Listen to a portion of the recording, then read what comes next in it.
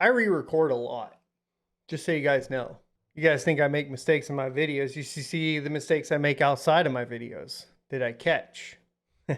Thanks for helping with that, guys. All right, so today we're going to be talking about mining pool payment methods, and this should be able to help you determine what the best mining pool is for your specific situation. A lot of this can get quite confusing, so if you have questions, you can hit me up in Rocket Chat by clicking the join button down below, and this is the important part and why we're reiterating this.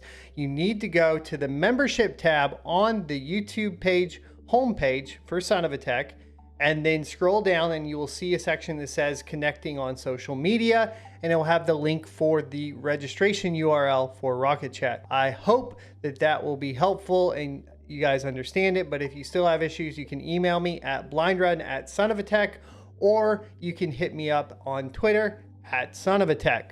All right, so mining pool payout methods. Well, what does this mean? Essentially, if you're a miner and you're a smaller miner, you'll never be able to solo mine a block. You'd have to have a significant amount of luck.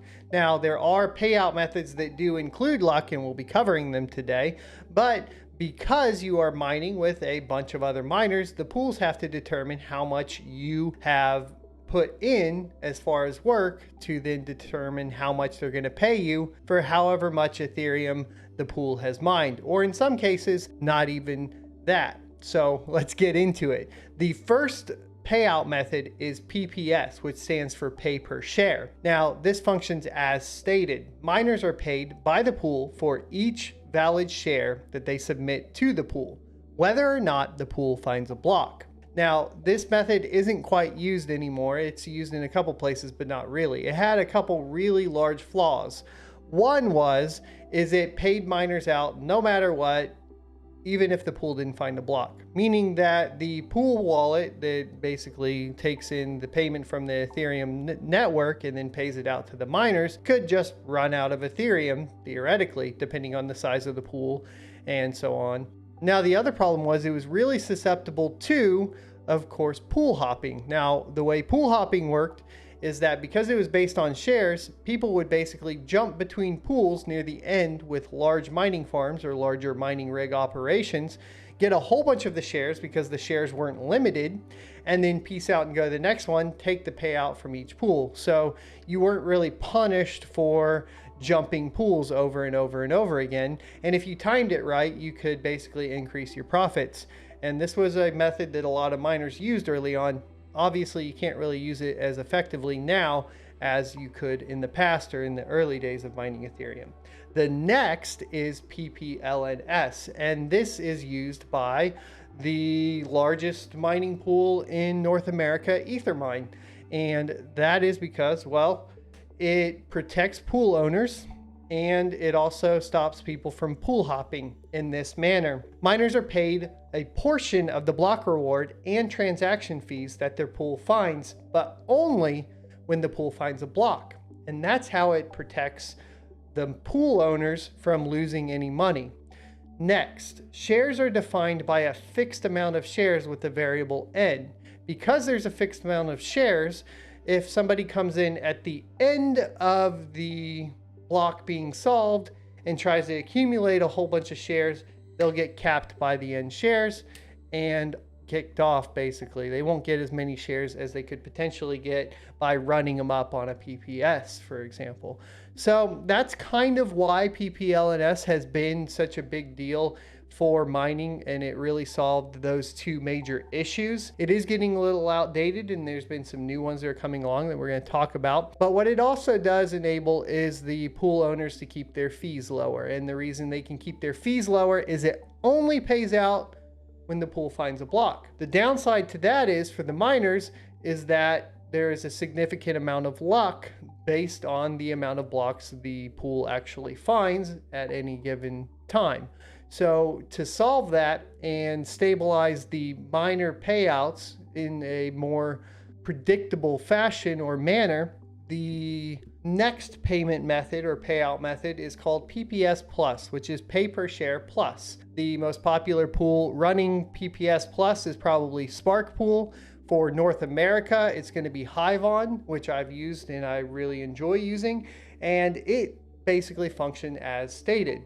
Miners are paid by the pool for each valid share that they submit to the pool, whether or not the pool finds a block. However, that's going to be based on the block reward of 2 for Ethereum as an example. Now, there are transaction fees, and this is where pools on, of course, PPS had a lot of issues with keeping up with. And so miners are also paid a portion of the transaction fees that their pools find based on the PPLNS method. So only when the pool finds a block. So to give you guys an idea, to explain this further, how Ethereum works is that when somebody submits a transaction to the network, they can increase the fee that they pay to the miner to basically signal that they want their block solved first, or their transaction on the block solved first. And that will basically pull it up to the front of the line. Well, those fees increase and increase and increase depending on demand on the network. So miners want a portion of those fees, especially if you're talking about today where the base reward is 2 Ethereum and the fees can get all the way up, pushing it up to a 13 Ethereum block reward.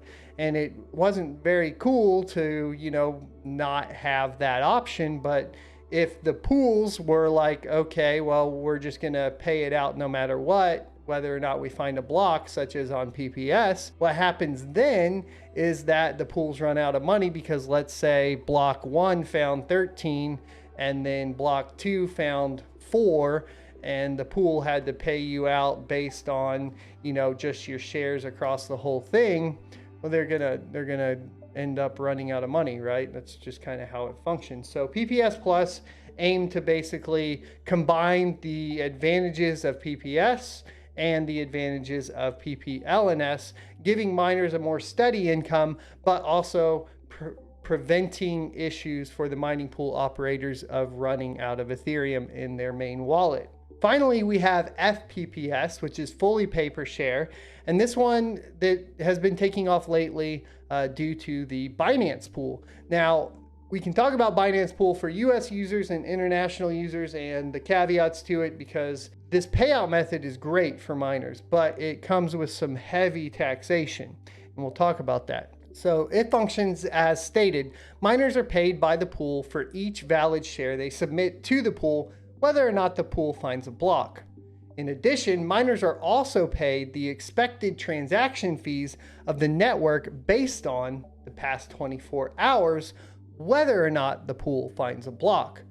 So as opposed to essentially the transaction fees not being averaged out on PPS, it averages out the transaction fees over the past 24 hours and then still pays the miner out whether or not they solved a block based on the average transaction fees.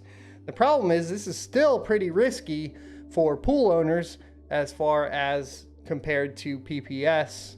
And so the taxation of that obviously comes with a heftier fee in most cases. But in the case of Binance Pool, it gets really interesting because the fee is actually quite low at 0.5%.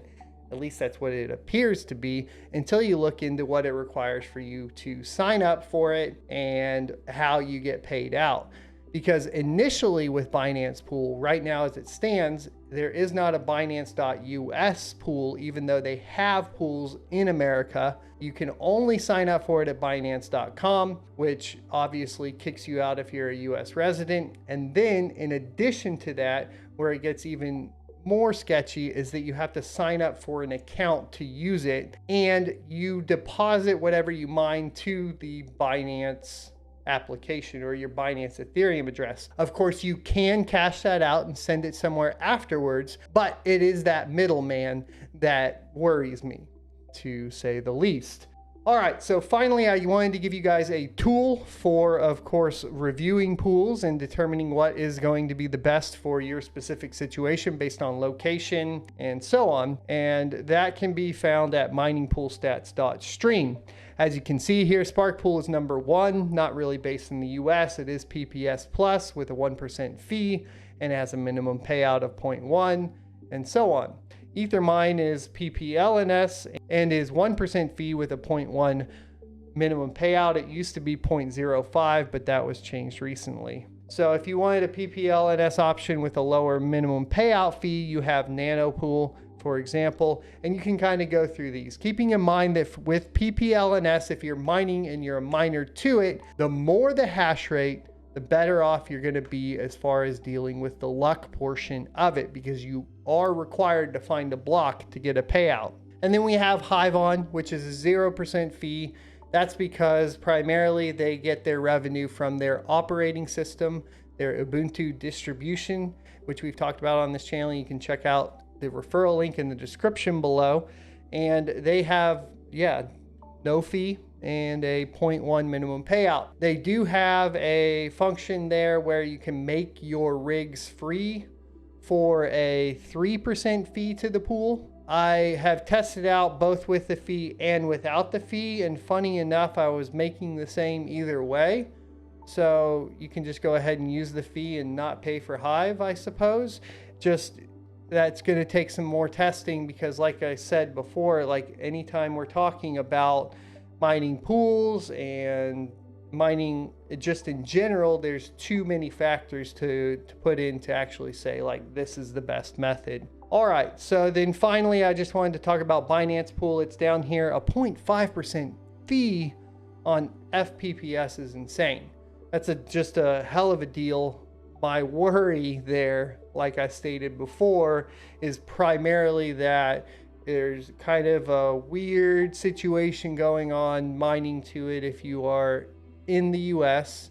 And then there's the weird situation of having to actually create an account, which means they hold your account data. What I can tell you is they don't require user information, meaning like Prime XBT, which we've mentioned before, you don't have to put in like your name, your address, or anything like that at Binance.com. So, do you, boo? All right.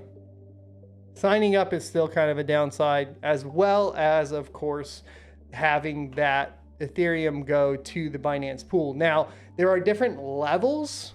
I have not gotten to the next level, but it does appear that at some point I could possibly point to my own wallet address, but I don't know what the requirements are. How much ETH do I have to have in the pool? How long do I have to mine to the pool before that works? And obviously being in the US, that's nothing I can really test fully. So if you guys have, somebody that can shed some light on it from outside the US and we can do a little Q&A, I think that would be super helpful. We can get you guys more information. All right, thanks for watching. I'll see you next Tuesday.